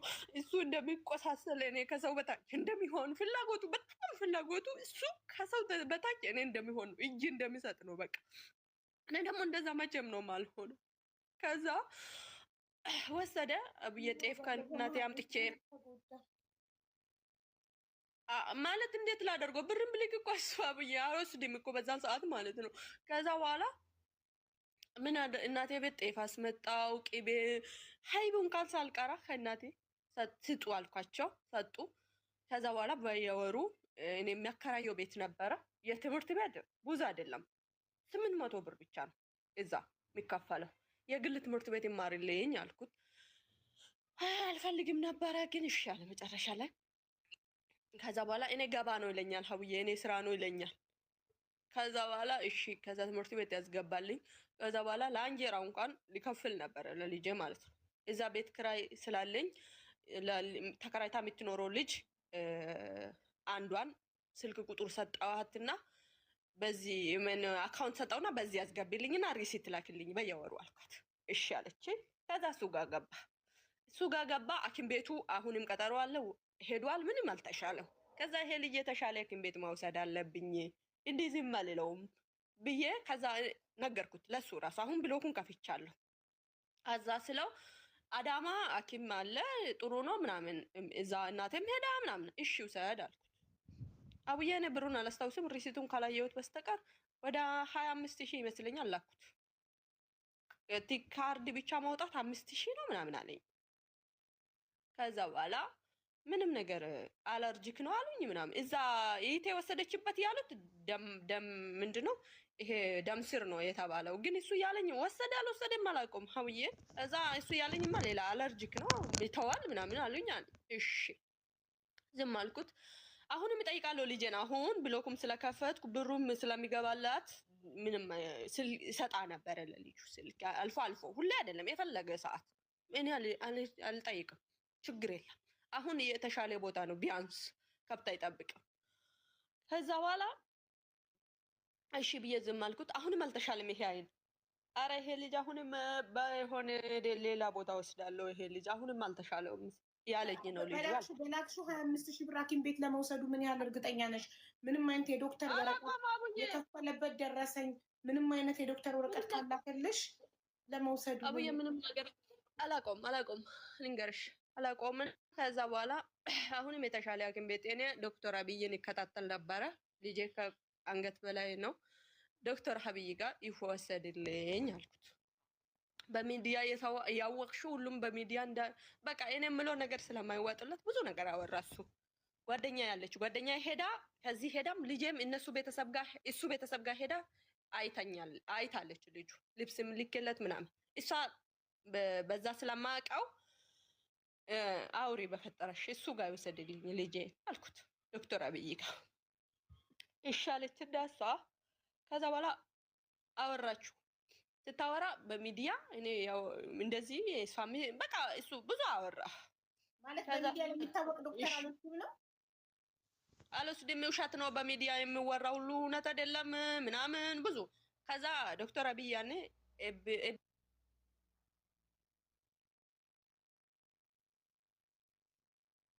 ኤቢሲ ጋ ምንድን ነው ብዬ አልኩትና ጠየቅኩት። እምቢ አለ ሀብዬ። አዋሳ ሐኪም ሆስፒታል፣ ትልቅ ሆስፒታል አለ አዋሳ ወስዳለሁ አለ። እሺ ውሰድ እዛውም ችግር የለም አልኩት። አሁንም መልሼ 19,000 ብር ላኩለት። በሱ ሪሲት አለኝ፣ የሚያወራ ነገር ሪሲት አለኝ። ከዛ በኋላ አዋሳ ወስዳለሁ እዛ ዶክተር አብይ ጋር አልወስድም አለኝ። እሺ መጀመሪያ 25,000 ከዛ 19,000 እሺ ላኩለት ካሽ። ከዛ አዋሳ ወሰደ። አዋሳ መውሰዱን እርግጠኛ ነኝ። ሐኪም ቤት መውሰዱን አላውቀውም፣ ግን አዋሳ መውሰዱን እርግጠኛ ነኝ። ወሰደ። ሁለቱም አይኑ ኦፕራሲዮን መደረግ አለበት አሉኝ አለ። ከዛ በኋላ እንዴት ነው ታዲያ? በቃ ማለት እንዴት ነው ማለት በደንብ ምንድነው አልትራሳውንድ ከአንገት በላይ ተደርጓል ምናምን ስለው፣ ከዛ አዎ አለኝ። ከዛ ትንሽ ቆየና ምን ይለኛል፣ ነርሶች ናቸው ፈራው ይላል። ነርሶች ናቸው እንደዚህ ነርሶች ናቸው፣ ዶክተር ብዙም የሉም ፈራው ይላል። ብር ከፍሎ ምናምን አልጋ ልንይዝ ነው ብሎኝ ነበር አብዬ። የሆነ ሰዓት ላይ አልጋ ልንይዝ ነው ብሎኝ፣ የሆነ ሰዓት ላይ ደግሞ እንደዛ ነው። ከዛ በኋላ እሺ ሁሉም ነገር ይቀርና እኔ ዶክተር አብይ ልቤን ፈልጓል፣ ብዙ ሰውም እያመሰገነ ነው፣ እዛ ይወሰድልኝ አልኩት። ከዛ በኋላ እዚህ የተከፈለ ብር ስለው እኔ እዛ የከፈልኩት ብሩ እኔ ነኝ፣ የከስሮ ምንም አይደለም፣ እኔ ለልጆቼ ነው እዚህ የሚኖረው። ታሞ ካላሳከምኩ ልጄ ምን እናት ነኝ እኔ? ወልጄ አላሳደግኩ፣ ቢያንስ ታሞ ሐኪም ቤት መውሰድ መቻል አለብኝ አልኩት። ከዛ በኋላ ብዬ ይሻለኝና ከዛ ይዞ ተመለሰ ወደ ነበሩበት ከተማ አሳላ የሚባል ነው። ተመለሰ ወደዛ። ከዛ በኋላ ባላመና አሁንም ቆይቶ ያችን ብር ከጨረሰ በኋላ ዶክተር አብይ ጋር ወሰደ። ያኔ ግን ሁለተኛ፣ አሁን ግን ሶስተኛ ጊዜ አላኩም፣ ብር የትራንስፖርት አላኩም። ወሰደና ቀጠሮ ተሰጣን ብሎ ተመልሶ ገባ። ምርመራ ተደርጓል፣ ቀጠሮ ተሰጣን አለ። እሺ ከዛ በኋላ ቀጠሮ አልደረሰም፣ ይደወላልን ብሏል፣ እንደውላለን ብሏል ያለ። በቃ ጠይቃለሁ፣ ጓደኛዬም ጠይቅ ይላሉ። እኔ የሚጠይቀው ነገር አይመቸውም፣ እኔ የማወራው ነገር መቼም ነው የማይመቸው ለሱ ማለት ነው። ስለዛ ጠይቅልኝ ይላታል ጓደኛዬ፣ ትጠይቅልኝ ነበር። ከዛ በኋላ የሆነ ቀን ጥር 22 ይመስለኛል ጃንዋሪ 30 ሪሲት አለኝ ብለህ ላኩበት። ተደውሎልኝና እንሄዳለን አለ። ከዛ እሺ እዛ ደረሳችሁ፣ ያልጋም የሚያስፈልገው ነገር ምንም ችግር እና ምን ልጅ አደርጋለሁ አልኩት። እዛ ደረሱ። ከደረሰን ብሎ ነገረኝ። ከዛ በኋላ ለአልጋ ብቻ 40,000 ጠይቀናል፣ ቶሎ ብለሽ ብሩን አስገቢ አለኝ። ከዛ በኋላ አሁን መረጃ ብዬ እንደዚህ በአፍ ከጠየቅኩት አቡዬ ሰበብ ስለምፈልግ መጀመሪያም ይጣላኛል። እኔ ምንም አያደርገኝም፣ ግን ልጄን አሳክምልኝም። ከዛ ምን አልኩት፣ ውስጥ የተጫወት ነው ስላለኝ በቃ የሚጫወቱበት ቦታ ፎቶ ላክልኝ አልኩት። የተጫወተ ያለው ላክልኝ ፎቶ አልኩት። የሆነ ቪዲዮ ላክልኝ። ምንም እርግጠኛ አይደለም፣ ውጭ ላይ ነው ልጄ፣ ምንም ያየው ነገር የለም። ውስጥ መዝገባት ክልክል ነው፣ አንገባም ክልክል ነው አለኝ። የሆነ ቪዲዮ ላክልኝ። በዛ መሀል ብሩ አሁን አልጋ ለአልጋ ከፍሉ ተብሏል፣ አሁን አለኝ። እሺ ችግር ላኩለት። 57,000 ምናምን ላኩለት። አልጋ 40,000 ከሆነ አልጋ 40,000 ከሆነ 17,000 መድኃኒት፣ አንዳንድ ነገሮች ያስፈልጋሉ። 2 ቀን አሳድራሉ ስላለኝ ማለት ነው። ለጊዜ በየጊዜው ደግሞ ብር መላክ ያው ትንሽ ከብዳኝ ስለሆነ 57,000 ምናምን ብር ላኩለት። ከዛ በኋላ አሁን መረጃውን ጠየኩት። መረጃውን ማለት በቃ እዛ ማታ በደንብ አላስታውስም። ሀውዬ ጭንቅላት ልክ አይደለም ይመስልኛል። በኢትዮጵያ 2 ሰዓት ላይ ገብቶ 4 ሰዓት ይወጣል አለኝ። አመልዬው ያልቃል አለኝ። ከዛ እደውላለሁ፣ አልወጣም ይለኛል። በኋላ ላይ ወጣ አለኝ። ከዛ በኋላ ቢያንስ ፎቶ አንስና ላክልኝ አልኩት። ቪዲዮ መደወል አይቻልም፣ ጨረር ምናምን ክልክል ነው ተብሏል አለኝ። እሺ በቃ ማለት ልጁ እንዳለ ፊት ለፊት ሳይሆን በቃ የሆነ አለ አይደል ፎቶ ላክልኝ ስለ አይቻልም አንቺ ምንድነው ምናምን ስልክ ጥርቅም ያደርጋል፣ ይዘጋል፣ በቃ ስልክ ይዘጋል ምናምን። ከዛ እሺ ከዛ በኋላ ሽንት ቤት በማግስቱ ሽንት ቤት ስንወስድ ፎቶ አንስልሻለሁ ስላል አላክል በቃ የምጠይቀው ነበረ ሀብዬ የሆነ መረጃ ለመያዝ ነው፣ እርግጠኛ መሆን ነው። ፎቶ ላክልኝ ነው፣ ምንም አይደለም። ቪዲዮ ስደውል ምንድነው ይለኛል፣ ጨረርስ ክልክል ነው ስለ የሆነ ፎቶ ላክልኝ ነው እኔ ጥያቄ፣ ምንም ሌላ አይደለም። አይላክልኝም። እሺ አርብ ቀን ነው መሰለኝ ቀኑ፣ እሑድና ቅዳሜ ውሎ ሰኞ ወጣን አለኝ። አላውቀውም፣ እርግጠኛ አይደለሁም ያለኝ ነው የነገርኩሻለሁ። ከዛ በኋላ ልጄን ግን የሆነ እንደዚህ ይሁድ ማታ ይመስለኛል አውርቻለሁ፣ ግን የሆነ ድምፁ እንደዛ ሆንም ለማለት ይችላል። እሱ እንደዛ ድምፁ የሆነ ድምፁን አፍኖ ምናምን እንደማወራ ይለው ይችላል ያለው አለም። ግን የሆነ አለ አይደል የሆነ በቃ እውነትም እንደተሰራ ምናምን ነበረ። ከዛ አመሃል ምናምን ስሎ አዎ ትንሽ ያመመኝ ነው ይጎትተኛል ቁስሉ ምናምን ነገር አለኝ። እሺ ይሁንም ይችላል እውነት ይሆን ይችላል ብዬ ዝም አልኩት። ከዛ በኋላ ሰኞ ማታ ገቡ። ከዛ በኋላ ኢቴ ጋር ደወልኩ፣ ኢትዮጵያ ያለች ኢቴ ጋር ደወልኩትና ጠየኳት። ኢቴ እንደዚህ ልጄ ወደ ቤት ተመልሷል ብሎኛል። አሁን ለሷ ምን ነገር አልፈለኩ፣ ውሸት በስሎኛል ይበላልኳትም። ግን አንዳንድ ነገሮች ይዛ የምትሄደው ነገር ቅቤ፣ አንዳንድ ነገሮች ይዘሽ ሂጂና ልጄን ጠይቅልኝ አልኳት። 2 ቀንም አብሮ ብታድሪ በፈጠረሽ ምናምን ስለው እሺ አለችኝና ሰኞ እዛ ቀን ሄዳ አልደረሰችም። ማክሰኞ ሄደች። ስትሄድ እሷ የምትለው እንግዲህ ሌላ ቦታ ካልወሰደ ያላቆም እንጂ ያኔ ተሰርቶለታል ነው የምትለኝ። እና ልጁ ዝቅዝቅ ብሎ እንደዚህ ተዘቅዝቆ እግሩንም እንዳይታጠብ ምናምን ስለተናገራቸው እሱ ያጥብለት ነበረ፣ ያንከባከበ ነው አለች። ከዛ እሺ ከዛ በኋላ ኢቴ 2 ቀን አደረችና ያንከባከበ ነው ልጁ ወደዚህ ብዬ ነው እዚህ ቢሮ ብቀመጠው ሄዳለሁ ወደ ቤት አለች። እሺ አልኳት። ከዛ በኋላ ያው የደወልኩ ልጄን ይጠይቃለሁ፣ እንዴት ነው ተሽለዋል ምናምን። እሱ የምለው ተሽሏል፣ እምባው ቆሟል፣ ምንም ነገር የለም ነው። ልጄ ግን እንደዛው እምባዬ የወረደ ነው ለኛል። ቪዲዮ ደውዬ እሱ ከሌለበት እንደዚህ ውጣ ብዬ ምናምን አያለው። አሁንም ጭራሽ በሁለቱም አይኑ ምናምን ይታየኛል እምባው ማለት ነው፣ እንደዛው ማለት ነው። እና አሁን እዛው ይሄ ልጅ የተሻለ አይደለም፣ እያየህ ነው። ይሄ ልጅ እውነት